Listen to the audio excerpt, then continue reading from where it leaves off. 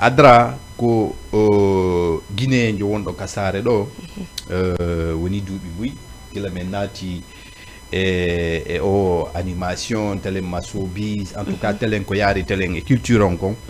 depuis miɗo anditi première fois natugol e ɗum ko depuis mois de juillet 2022. D'accord. Donc 2002 juillet 2002. D'accord. Donc woni duuɓi buy alors gila ɗum on tigi rewi nokkeli bus escalier ji bus ha hewti ka hewti ɗo kono haray fi wakkilanogol culture on mais waɗi di menen génération on ɗi annduɗa ɗen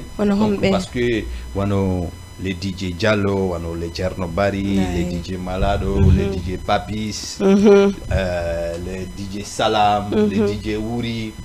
Voilà, après Ardirinon par des générations. Nos DJ Diao Allahino en Aririni. Donc depuis déjà en 2014. Il y a tout des tigitigion kander communauté. Donc depuis lors, Allah nous a dit goto kala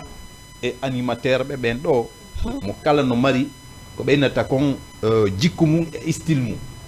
no waɗirta donc mo kala no campi e position mum no gollirde no doit gollirde noon woɓɓe amen ga ndara tawa niveau mo fuɗɗorno no yiɗi ɓeyditude fiyo waw en tout cas hewtitade génération fewdiɗo on fewdo ɗo woɓɓe ndara tawa no ɓe fuɗɗorno noon ha no ɓe fewdori noon no yoni ɓe ɓaaru goto kala eno suɓorta noon e nder aduna mum o donc noon min gerdi on tigi rewri nokkeli bus Allah waɗi gollide yimɓe bus waɗi des formation fiyo wawu en tout cas ndarude ko honno feppodirta e génération kala arɗo par ce que ɗa andi aduna on ɗo ko koynete culture woni artiste jo woni animateur jo ko ya jaɓu ƴanalngol hara kala génération fewdiɗo a waway waɗude ko ɓe yiɗi kon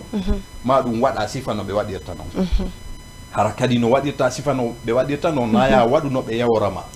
kono no mari technique no waɗirta fewdodira e maɓɓe hara ko ɓe humpa andude kon c' est à dire naya ƴettu ɓawo jumɗum haɓɓitoɗa impose ɓe ko ya ndaaro fewdo ko fewdi kon wawa naɓidude e maɓɓe fewdo ɗum ɗon ɗum ɗon noon ko formation tun wawatama okkude sifa ɗin ɗon kon to jannguɗa fi ɗum ɗo hari ko ɗo jannguɗa ka ko lagini ɗo tigi tigi on Allah okki on tigi sens wawi golludude e holoraɓe télé makka communication e nder Sénégal ɗo ɗum ko sénégalais ɓe ɓen ka fulɓe ɓen e sénégalais ɓe ɗo woni le Michael Souma no woodi on ko kamɓe wonno chef de service Dakar FM no woodi kadi grand ɓe bus wono grand Aliou Diop sa ini Aliou Diop hande ko imo tawa e meilleur journaliste culturel ɓe nder Afrique a faami on tigi ɓattitoto e ɓen ɗon fou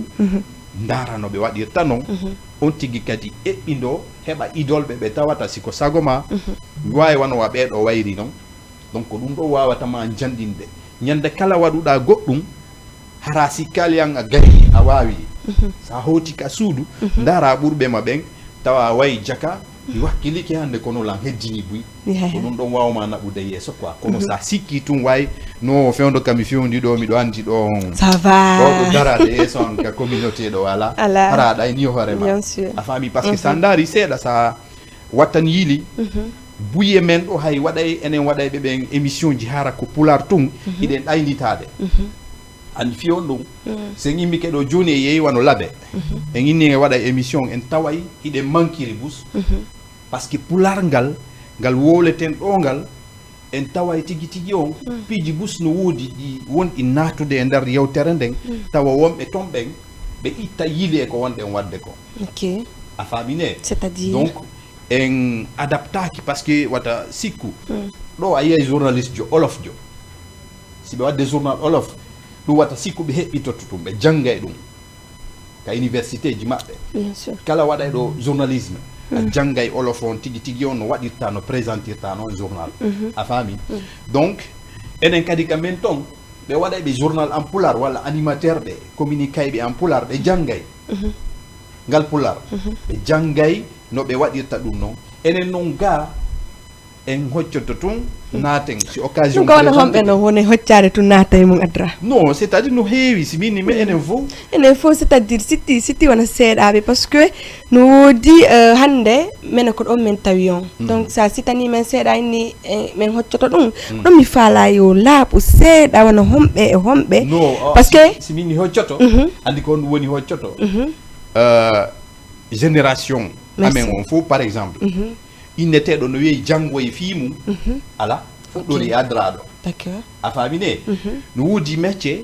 ko tawata aya hay nata e mum e der métier de wonda yaadude den tawa dum do joni hida yidi ettide dum do e sérieux wakkilo da non lignita fiya burtu famude ko jokkuda ko wobbe go kadi be nata e mum be ndara be tawa vraiment wana gandal naati be wana formation be naati e mum be bi succès mum on dum mi tampanta kadi fi forma go a fami be jogitora non d'accord donc kono ko hon wadi simini en nata e tun e mum wobbe no do c'est-à-dire ko boutique wonno wadde wobbe no do c'est des techniciens non mi dawa de mi la fala andugo non kono mi la fala andugo andi wono min do andi hande si a explica ni la ko ni bawo do kon men armen tawion donc si la fala andugo kadi piji go bura yaay wo hombe wade no boutique wada ani wala animation voilà en fait buino do parce que wono par exemple mi ko mi styliste a famine jaba kilangoy non mi ko lante en fait andi ko num burata dum anude parce que andi communauté men on do no hoyi gatché bien sûr a famine kala mo woluda do inde mum inay kaari ko yawno ko télé ko min ko inde ango jodorno te tawa mi arali wadugol promotion fi god parce que ko wonde yiwtude do ko fiyem faltondir wonbe ndarude ben kadi wawa jangude ko der wonde e der ko wonde wadde kon kono en arali fi wadugol promotion goddo a famine donc fiyonu mi jettata le plus souvent exemple jiding yang ko fi watta mi wolu inde goddo go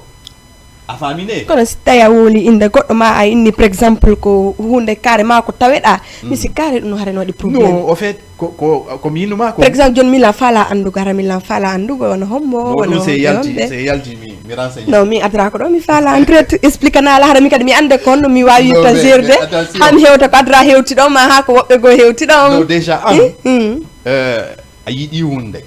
comme no menen fo me yidi do anati emu mi yi da dabbude jol koy ko tawta fiya burtu famude ko jokkuda ko d'accord da wadde des formations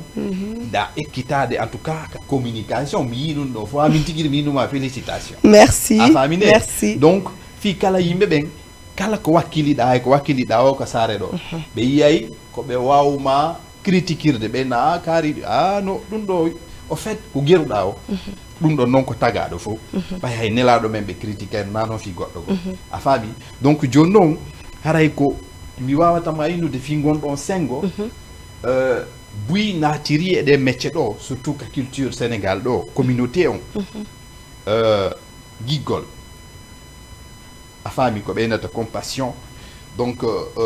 naati e mum ha hewti fewndo do donc anna passionatirno da fi de do métier ko dum tigi merci il andi ko mi yari do tawi la radio communautaire de Pikine no udditi d'accord a fami émission ji di fu ike wadde donc radio atida gollude exactement si arda télé non radio min ko mi animateur de radio ok radio burani lansa kono no naduma e télé bon ka télé ko télé yehi ha joni aduna on urti wetude exactement a famine e kadi ko uri dudude kon kala rewdo e radio yehi e télé haray mo uri sa wadudo télé tum a famine parce que no wodi professeur jo janna do ka université Cheikh Anta Diop ko mawbe be be respecti wonbe Sacré Cœur do yare men jodo me yewta hono be marketing donc tonton Mansour Sow d'accord tonton Mansour ibe anda moƴƴa ndesa ko c'est-à-dire formateur be nata sesti do ka tawata ka journaliste be formateur mais yewta e wonde be jonnalande document e be jonna fi on tigi wawu yanande continde tum falto ko inete ko communication fi yewtere parce que andi ko benata ko yewtere kay wata do lannata yaata don kadi hewata exactement a fami be expliquer piji di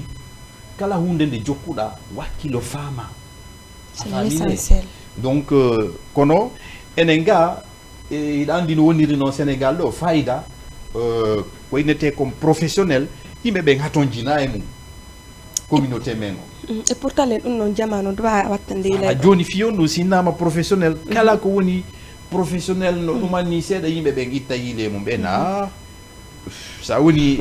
a wola e français ɓenna kaari no famini kañum ko porto no famini ko ni e ni a famine donc ko woni harale kadi ko nangue yaltugue o lilante a famine fiyon tigui faut wawmo sivude ko be har langue français on tawe par exemple min ko ɗum obligatala ok ka RTS normalement si ɓe inni communauté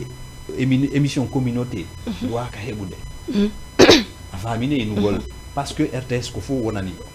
c'est vrai